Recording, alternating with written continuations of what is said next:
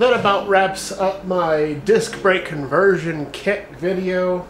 Figured I'd do a little less talking and a little bit more doing. Hope that's okay. Now, I could have left the drum brakes on here and it would have stopped just fine. However, since I'm using differential brakes in the rear, I wanted to put on some disc brakes to have a little more stopping power.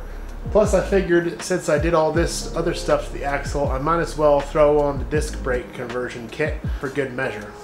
So in my head, I'm thinking that differential brakes or steering brakes or cutting brakes or whatever you want to call them is going to work really well in combination with my single stick transfer case.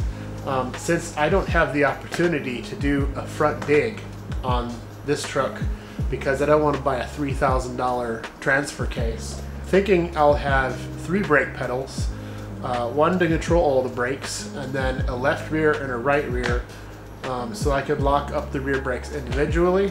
So then when I turn the wheels, I can unlock the differential, hit that side brake that I want to turn, and make a really sharp turn to the left or right. How that will apply to the wheeling that I'm going to be doing, I don't know. I just think it would be cool if it works. So tune in next week because I'm going to make some brake lines to go from these soft lines to up here somewhere by the upper links so that I can run individual brake lines and the air line from the axle to the frame of this truck. If you haven't already, hit that notification bell so that YouTube can let you know the next time a new video is available. It's 100% not perfect, but I like it.